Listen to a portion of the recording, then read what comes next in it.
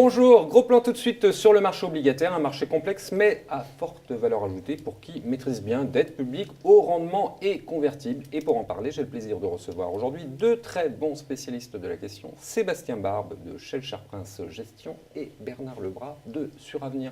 Messieurs, bonjour. Bonjour. Sébastien, première question pour vous, c'est quoi la différence entre la dette publique, le haut rendement et tout ça?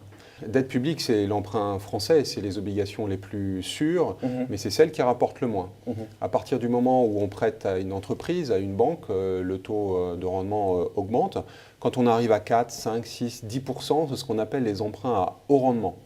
Et puis il y a les obligations convertibles, alors là c'est un petit peu différent, c'est-à-dire que pour le même risque, on a un coupon qui est plus faible, mais c'est une obligation remboursée à la fin. Par contre, vous avez la possibilité de participer à la hausse de l'action. Et quand on trouve ça tout de même trop compliqué, il n'y a pas un moyen de faire l'allocation à notre Si, place, bien non? sûr, il y a des fonds qui proposent de faire le choix entre les obligations privées, les obligations souveraines, les obligations high yield, etc., etc. Et vous avez ça, vous? Non? Bien sûr.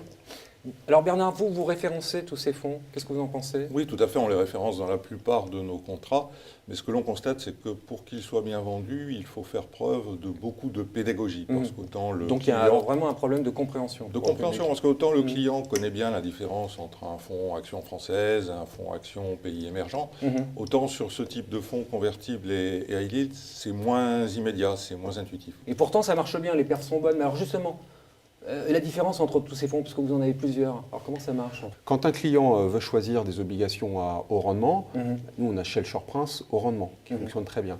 Quand des clients veulent choisir des obligations convertibles, on a Shell Prince convertible, Global Or par exemple.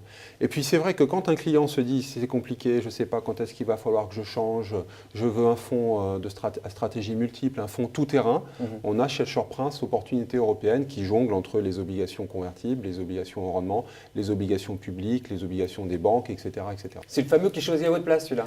Si on veut. Très bien. Bernard, qu'est-ce que vous en pensez? Bon, c'est assez clair, hein, au moins dans l'explication, c'est clair, et au moins les fonds, on a bien compris là. Tout à fait. Oui. Et en pratique, ça marche, hein. Les chiffres sont au rendez-vous, parce que les performances sont bonnes, tout d'abord. Ensuite, parce que les clients perçoivent ces fonds comme des fonds avec une certaine régularité, justement, dans la performance. On constate que les clients plutôt haut de gamme, les clients patrimoniaux des CGPI ou des banques privées en achètent assez largement. Et aussi les clients Internet, toujours à la recherche d'une bonne affaire. Alors, ils ont fait de très bonnes perfs en 2013. Est-ce que ça vous donne envie d'en distribuer en 2014? Oui, alors en 2014, nous allons continuer à mettre ces fonds en avant dans nos différents contrats. Nous allons même en référencer quelques autres. Et puis, bien sûr, en tant qu'investisseur institutionnel, on s'y intéresse aussi pour nos comptes propres, nos actifs généraux notamment. Très bien. Bernard, merci beaucoup pour Merci. vos explications. Sébastien, merci à vous aussi. Merci, et au Bernard. plaisir de vous retrouver très vite sur ce même plateau.